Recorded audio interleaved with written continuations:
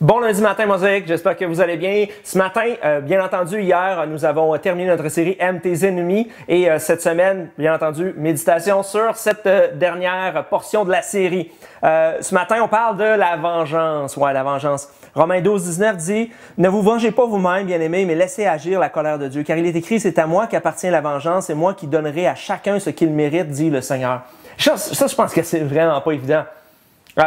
Pour n'importe qui.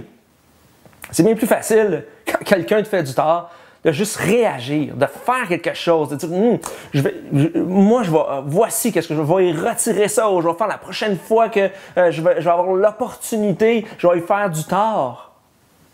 Et le monde vit comme ça.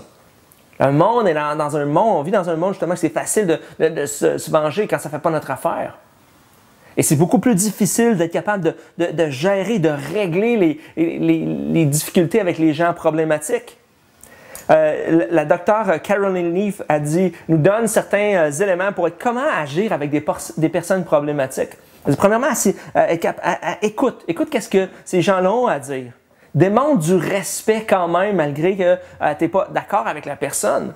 Parce que souvent, quand on arrive dans un conflit, on a parlé la dernière semaine dans un conflit, souvent c'est plus facile d'avoir une escalade de mots et de sauter sur la colère, puis de justement arriver avec du ressentiment, puis de repartir de cette discussion-là, puis de dire voici comment je vais me venger.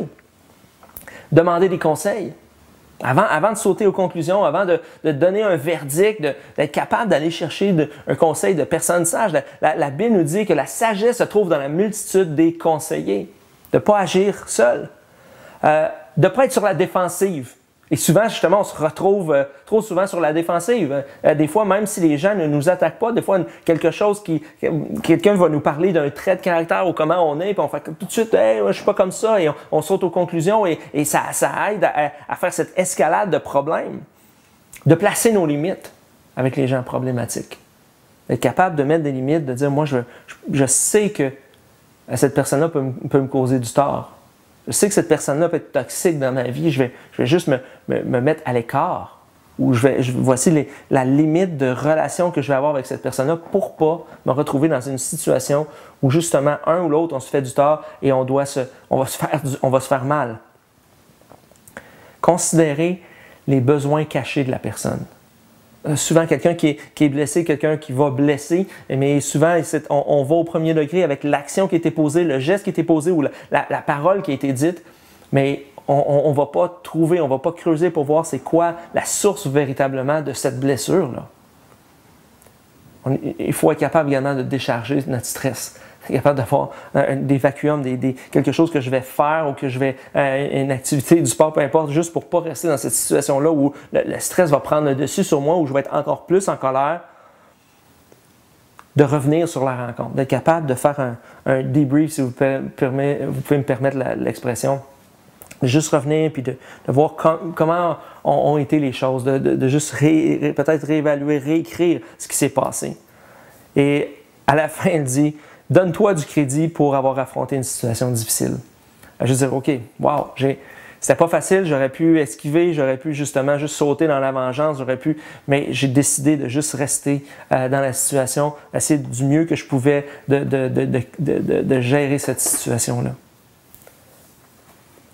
Bien-aimé, 3 Jean 1,11 nous dit, n'imite pas le mal, mais le bien. Celui qui fait le bien est de Dieu, celui qui fait le mal n'a pas vu Dieu.